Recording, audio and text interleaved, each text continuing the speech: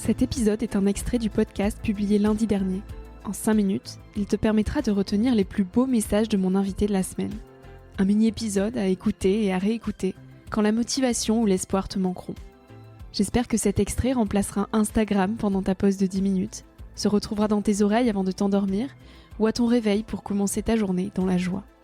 Si cet extrait te plaît et que tu as envie d'en connaître plus sur mon invité de la semaine, l'épisode en entier t'attend chaudement sur Nouvel Oeil.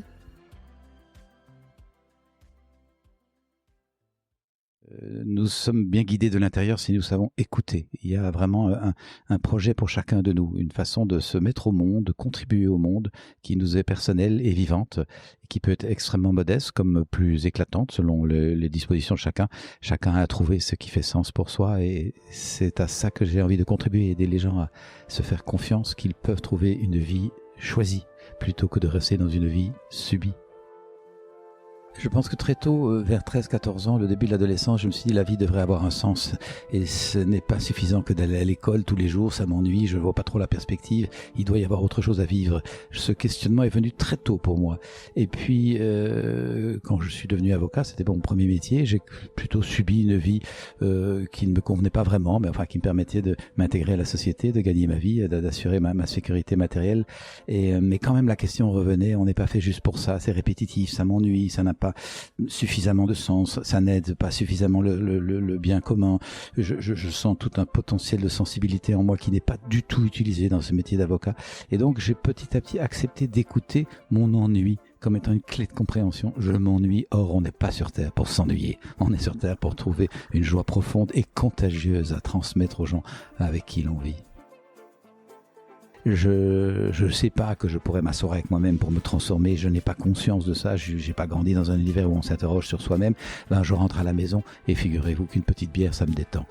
Figurez-vous que 2 petites bières, ça me détend bien. Et figurez-vous que tout le pack de bière, je suis bien détendu. Voilà comment les compensations s'installent. Et si c'est pas la bière, c'est le chocolat.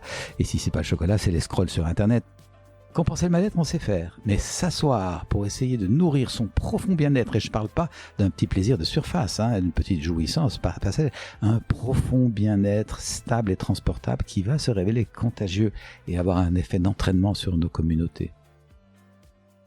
La maltraitance que nous perpétuons systématiquement par nos systèmes de société d'aujourd'hui sur la nature autour de nous, la biodiversité, le climat, les ressources, cette maltraitance perpétuée sur la nature autour de nous est le reflet spectaculaire d'une maltraitance séculaire que nous perpétrons tous les jours sur notre nature intime. Nous violentons notre nature intime, nous violentons notre intuition, on a parlé en début d'échange, nous violentons notre sensibilité, notre délicatesse, notre goût du beau, du délicat, du raffiné, même notre sens de l'humour, notre fantaisie, mais nous violentons aussi parfois notre puissance, notre rigueur, notre vigueur, l'un et l'autre, parfois pour être trop gentils. Nous avons absolument donc besoin d'apprendre à respecter notre nature profonde pour pouvoir immanquablement respecter la nature autour de nous. Mais si je me maltraite depuis des années, j'ai tendance à maltraiter ce qui est autour de moi, c'est inévitable. Si cet extrait t'a plu et que tu as envie d'en connaître plus sur mon invité de la semaine, l'épisode en entier est disponible sur Nouvel Oeil. En attendant de se retrouver lundi prochain pour un nouvel épisode, tu peux me suivre au quotidien et m'écrire directement sur Instagram ou sur le site internet www.nouveloeil-podcast.com. Depuis ce site, tu pourras aussi t'abonner à ma newsletter dans laquelle je partage des inspirations et des petites choses plus personnelles qui font mon quotidien. En attendant le prochain épisode, je te souhaite de savourer la vie comme il se doit et surtout, de faire des choses folles.